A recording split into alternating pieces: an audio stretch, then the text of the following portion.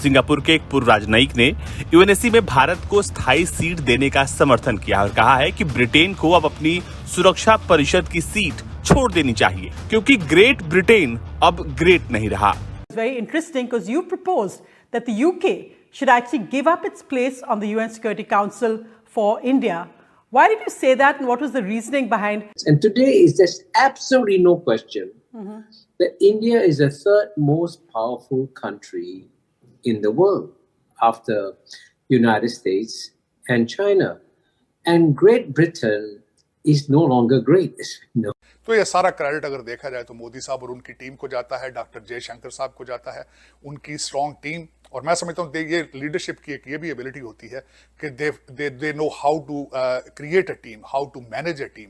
तो मैं ये इसमें इट्स नॉट वो मोदी साहब is not only good for India, Modi साहब is good for the entire region, Modi साहब is good for the world. UNSC United Nation Security Council के ex president and ex permanent जो चीफ बनते हैं, उन्होंने कहा है कि यूके को अपनी परमानेंट सीट वीटो का राइट इंडिया को दे देना चाहिए।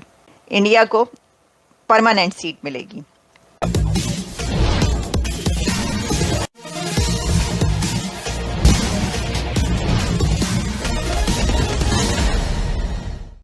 UNSC United Nation Security Council के ex president and ex permanent जो चीफ बनते हैं, उन्होंने कहा है कि जो खबर इस वक्त सबसे ज़्यादा वायरल हो रही है वो ये है कि उनका कहना है कि यूके को अपनी परमानेंट सीट वीटो का राइट इंडिया को दे देना चाहिए क्योंकि इंडिया का ये हक बनता है कि वो यूनाइटेड नेशन सिक्योरिटी काउंसिल का परमानेंट मेंबर बने।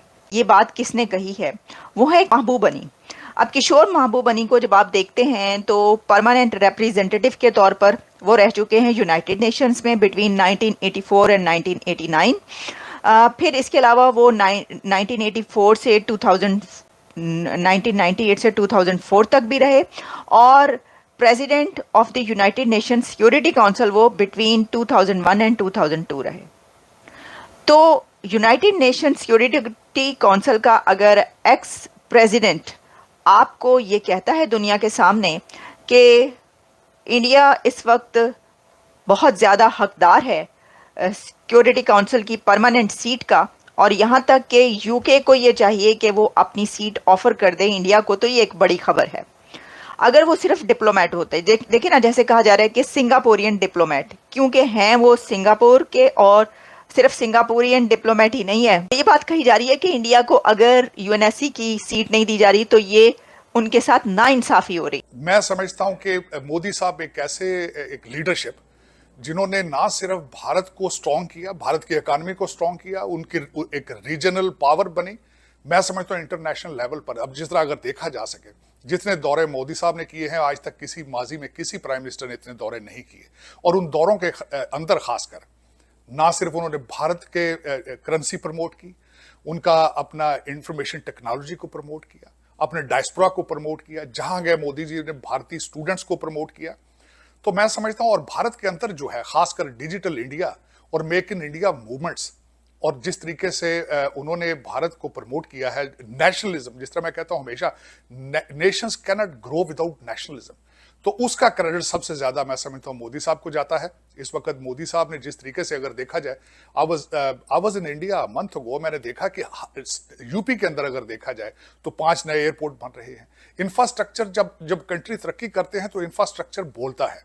हाईवेज बन रही हैं, पोर्ट्स बन रही हैं, एयरपोर्ट्स बन रहे हैं, मिडिल क्लास ग्रो करने की एपेटाइट रखती है। तो ये सारा क्रेडिट अगर देखा जाए तो मोदी साहब और उनकी टीम को जाता है, डॉक्टर जयशंकर साहब को जाता है, उनकी स्ट्रॉन्ग टीम। और मैं समझता हूँ ये लीडरशिप की एक ये भी एबिलिटी होती है कि they know how to create a team, how to manage a team. तो मैं ये इसमें इट्स नॉट वो मोदी साहब is not only good for India, Modi साहब is good for the entire region, Modi साहब is good for the world. Pakistan के अंदर आपने देखा होगा पिछले तकरीबन 3-4 साल से एक ट्रेंड चल रहा है, हर बड़े जलसे के अंदर भारत की इधर फॉरेन पॉलिसी को का जिक्र किया जाता है, भारत की इकोनॉमी का जिक्र किया जाता है। तो बल्कि आपने देखा होगा कई दफा कहते हैं कि हमें we need Modi as well. मकसद यही होता है कि मोदी साहब का नेशनलिस्ट होना, इस तरह का लीडर होना, ग्रास रूट से लेके जो कौम को लीड करे, खासकर मुश्किल वक्त में। इस वक्त Pakistan is going through the crisis, so we need somebody like Modi sahab who is. तो उसके अंदर यूके को किस लिए कहा गया? सोचने की बात यह है कि बंदा ये पूछे कि भाई आपने यूके क्यों कहा, ठीक है ना, कि बाकी कंट्रीज भी वहां पर हैं, यूएस भी है वहां पर, जो है जितने भी कंट्रीज हैं, चाइना भी, आपने उनको क्यों नहीं कह दिया?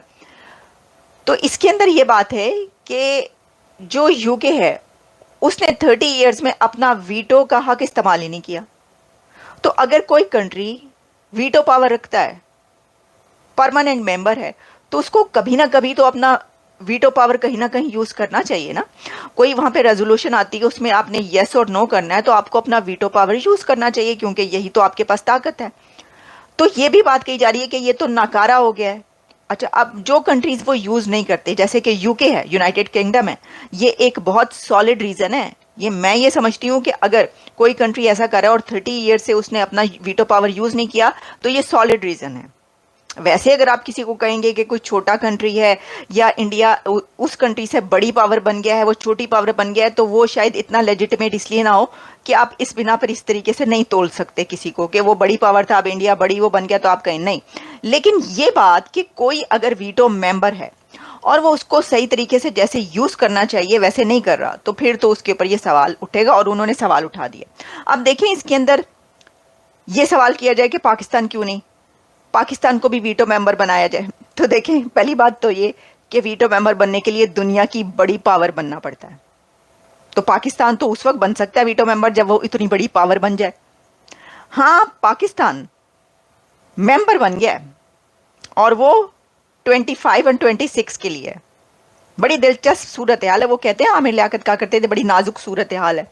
वो इसलिए है कि जब ये बात कही जा रही है कि इंडिया को वीटो का हक हो, इंडिया परमानेंट सीट उसको वहां पर मिले, तो अगर इंडिया को नेक्स्ट 1 और 2 ईयर्स में ये हो जाता है और इंडिया को ये राइट मिल जाता है, क्योंकि इंडिया ने इस सिलसिले में अपनी कोशिशें बहुत तेज कर दी हैं।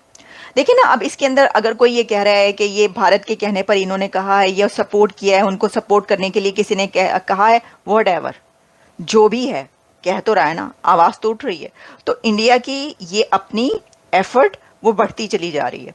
अच्छा, सिर्फ किसी को कहने की क्या जरूरत, वो तो उनके डॉक्टर जयशंकर कई बार कह चुके हैं और उनके प्राइम मिनिस्टर भी नरेंद्र मोदी साहब भी कई बार इसके ऊपर कह चुके हैं। तो ये चीजें तो उनकी अपनी तरफ से खुल के चलती रहती हैं, इसके ऊपर बाकायदा वो फाइट कर रहे हैं, जो उनकी स्टेटमेंट्स आती हैं। तो दुनिया की जो उनको सपोर्ट करेगा वो बोलेगा, वो कहेगा, ऐसे ही होता है। देखिए, लॉबिंग जो है वो तो ऐसे ही होती है। लेकिन जैसा मैंने कहा कि ये जो है उनका कहना गलत उस वक्त होता कि अगर इंडिया का वो स्टेटस ना होता, फिर कहा जाता कि देखो ये तो जबरदस्ती करवा रहे हैं, ऐसा है नहीं ना। अच्छा, अब जिस वक्त ये बात की जा रही है और इंडिया अगर नेक्स्ट ईयर में यूएनएससी का मेंबर बना दिया जाता है, बन जाता है, तो उसी वक्त 2025 में पाकिस्तान भी मेंबर बन रहा है, परमानेंट मेंबर नहीं। पाकिस्तान के पास जो है 2 ईयर्स के लिए आती है, ये आपको पता है ना, ये मेंबरशिप ये रोटेट होती है, एवरी ईयर जो होता है उसमें रोटेट होती है और 2 ईयर्स के लिए आती है। तो पाकिस्तान के लिए ये मेंबरशिप 2025 और 2026 के लिए आ गई है, नेक्स्ट ईयर और नेक्स्ट 2 ईयर्स। तो एक ही साथ होगा इसमें भी, मतलब पाकिस्तान के लिए थोड़ी सी तो वो हो गई ना। हाँ, फर्क बहुत बड़ा है, वो परमानेंट सीट मिलेगी उनको इंडिया को। आप सिर्फ 2 ईयर्स के लिए, जो हर कंट्री के लिए ये आता है वक्त, और आपको वो वक्त मिल जाएगा वक्त आने पर, लेकिन इंडिया को परमानेंट सीट मिलेगी। आप अगर हमसे जुड़ा रहना चाहते हैं तो कृपया मेरे चैनल को सब्सक्राइब करें तथा बेल आइकन भी दबा दें, ताकि नई वीडियो की जानकारी तुरंत आप तक पहुंच जाए। धन्यवाद। जय हिंद।